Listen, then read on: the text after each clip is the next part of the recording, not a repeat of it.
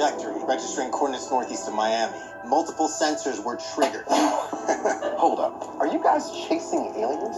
AGVs. Highly evolved beings. Aliens. Hello everybody, welcome back to Screenstars. I'm here today to bring you my review for the 2022 science fiction horror film Immanence, a film that is co-written and directed by Kerry Bellessa,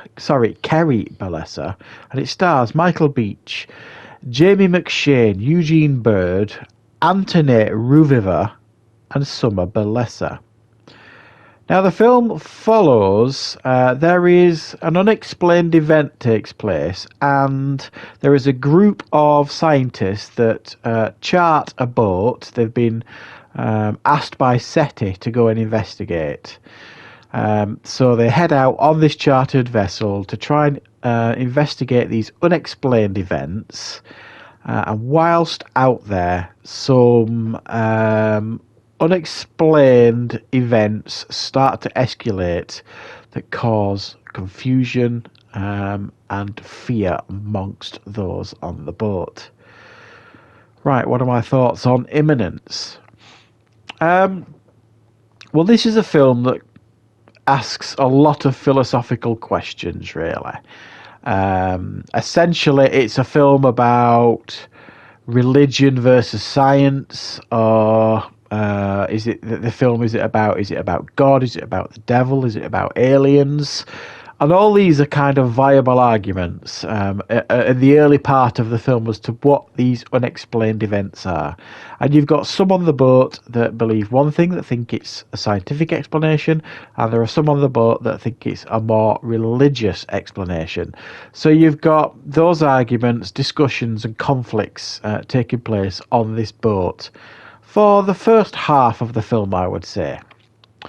And then when the reveal takes place as to what is actually going on, a lot of them arguments are kind of put to bed, and the film then becomes what it kind of says on the tin. It becomes the horror. And I quite enjoyed both parts of this film, because it felt like a film of two parts for me.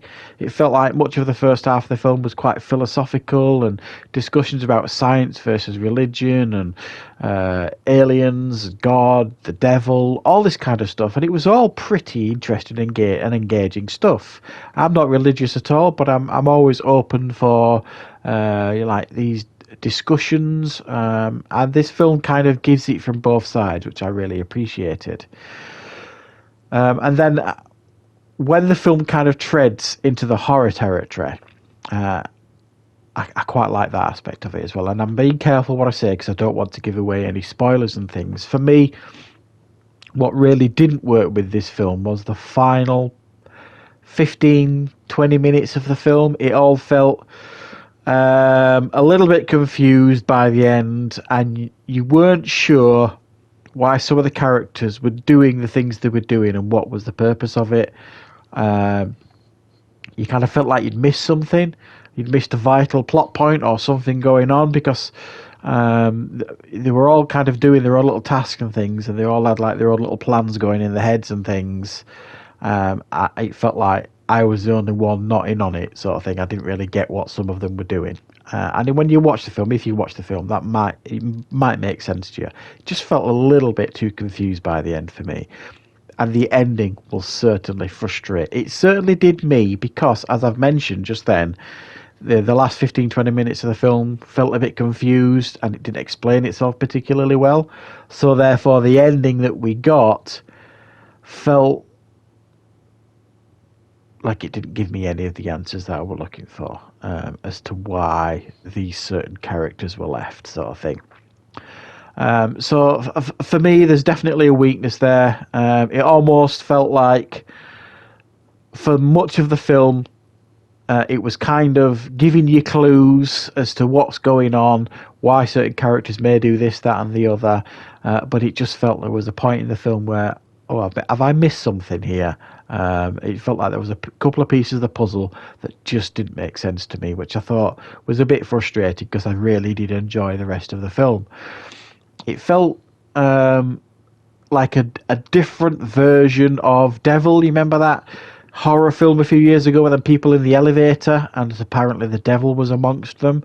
This is a little bit of a play on that. Not exactly, obviously. If you watch the film, you'll know what I mean. But I did enjoy it. I enjoyed the interactions with all the characters. All the performances were absolutely fine. Yes, it's a low-budget film, but it absolutely works. They've cast everybody in the right parts. They all delivered their lines exactly how they should, and I believed the majority of the characters on display here. I particularly like Michael Beach's character, who played Jonah, who we see it right at the beginning of the film. He is like searching for answers in regards to religion and God and all this kind of stuff, and looking for proof and trying to find something he probably shouldn't be looking for. Because you see him attend like an exorcism at the beginning of the film that's quite clearly fake, that he discovers, sort of thing. So he's obviously looking for these answers, and he's like the real bell ringer in regards to religion and the devil and all this kind of stuff when they're trying to come up with explanations on the boat. But I liked his performance, but again, there was aspects of his backstory that I think we needed to learn more about that we didn't really get. It would have been really interesting to find out a little bit more about his character. All of the characters, really. I mean, not an awful lot of them were particularly fleshed out. There was only a couple, really. There's the Jonah character, but I do think should have been fleshed out more. And there's the Naomi character, played by Summer Balessa, who we see at the beginning of the film having an interaction with her very, very religious mother. They felt like they were the most important characters, but I felt like we needed to learn a little bit more about them to really help us invest a little bit more in their characters. But I have to say, I was quite impressed with this one. It did keep me at times on the edge of my seat. There's a confrontation in the film that was really, really fascinating and very, very menacing, and I really enjoyed that. But I also liked quite a lot of the psychological horror that was going on as well, and some of the themes that it was playing around in the film. So Immanence is one to check out if you like these sort of science fiction horror films. I don't think you'll be massively disappointed. I had a decent time with this one, so I'm going to give it a 6 out of 10. It could have been better, but I enjoyed my time with it. So thanks for watching, everybody. I hope you enjoyed the review. I'll be back with plenty more reviews and content on the channel very, very soon.